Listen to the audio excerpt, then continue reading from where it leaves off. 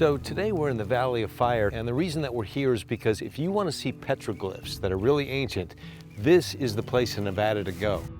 Just 50 miles from the bright lights of the Las Vegas Strip lies the Valley of Fire State Park, a place where the rocks are the stars. Hey, John. Hey, Kevin. Nice seeing you. Nice seeing you, sir. How are you doing? Good. Beautiful Nevada morning, isn't it? Absolutely gorgeous. Can't beat it in Valley of Fire. Kevin Rafferty from the College of Southern Nevada has devoted the past 12 years of his life to researching the petroglyphs of the Valley of Fire. Just standing in front of them, it's breathtaking. You could do this all day. And I have.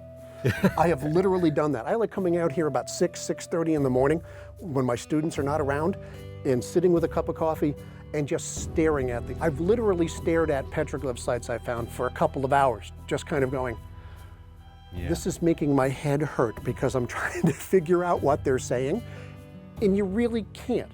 You can make logical, educated guesses based on context, based on ethnography, from historically known peoples, but at best, it's an educated guess. Since the people who made the petroglyphs, the Anasazi, abandoned the valley over 700 years ago, many questions remain. So, first of all, Kevin, how old are these? They're probably 1,000 to 1,500 years old. They probably date from about 700 AD to about 1300 AD. So they're 1,000, 11, 12, 1,300 years old. You just throw out those numbers, but that's cool. It is very cool. Of course, 1,300 years ago, there wasn't a convenient metal staircase to the rock face. We are high up here. We're 60, 80 feet up here, right? Yeah, I would say roughly 60, 70 feet, yeah. All right, so my first question for you is, I'm looking at these petroglyphs. How did they draw these things up here? Well, here you can see they have some ledges. They could reach part of the area, and they probably used, best guess, is very short ladders.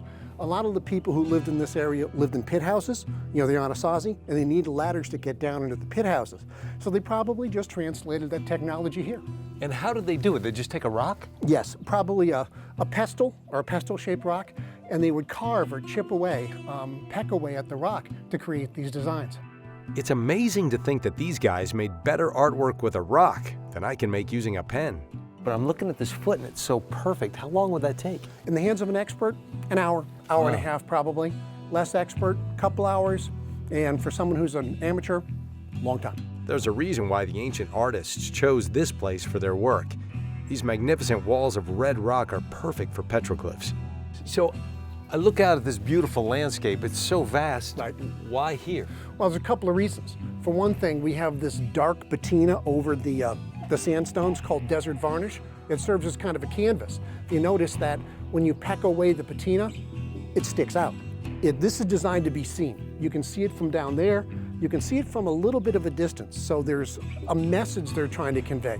I don't want to say it's like a billboard, but it's kind of like in the neighborhood. So this particular rock in this valley was something that everybody could see or read, and so they were trying, this is almost like their media center. To a certain degree, yeah, that makes sense. But made of wind-blown clay and high concentrations of manganese, desert varnish is highly vulnerable to erosion. How are these all here with all the elements that take place out here in the desert? Well, the good thing is we don't get a lot of rain.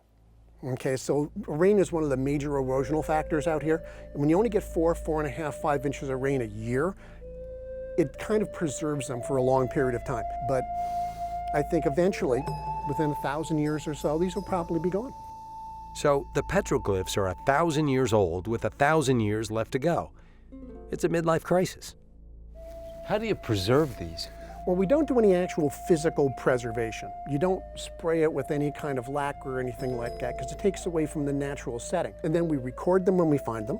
So we have an archive. So when they eventually disappear, which they will, we can give that legacy to future generations. One thing that's already been lost is the meaning of the glyphs. I can pick out certain things. I can pick out a foot or maybe a ladder or a sheep. Can you read this? What were they trying to tell us? Wow. If anybody who says they really know what the petroglyphs are saying is just fooling themselves. A lot of it, it's not a language like we're used to. Okay, it doesn't have a grammar, it doesn't have punctuation, it doesn't have a sentence structure. It's telling a story. It's communicating somehow, but A lot of it depends on context. That's got to be frustrating. It is for me. It's got to be frustrating for you that we're not quite sure what they're saying. Can you give us a clue as to what you think? Obviously, you have your basic bighorn sheep. And the problem with having bighorn sheep is some of the earliest interpretations were it's all hunting magic. How many petroglyphs are there throughout the state? Well, thousands.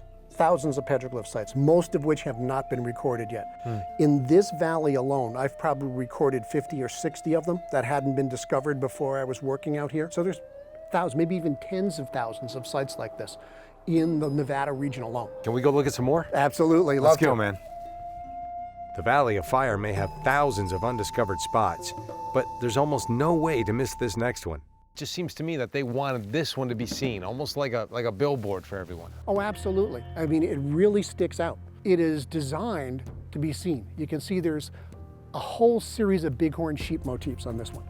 This was probably related to some kind of either right of increase to increase the supply of bighorn sheep, or as some people have suggested, hunting magic. It really brings you back in time because these rocks are, in a way, timeless. You almost feel like this happened yesterday. It really, you get that feeling sometimes, particularly when you're here early in the morning and there's nobody around. In a valley where the past and the present collide so perfectly, it's easy to lose track of the hours trying to decipher the hidden messages of the Anasazi. Kevin, if I spend any more time with you, I'm not going to get anything done ever again. I'm just going to be out here just looking at rocks. You've been great. I really do appreciate it. Thank you very much. My pleasure. There's so much to see and do in the Valley of Fire. Make sure you take time out to check out the petroglyphs.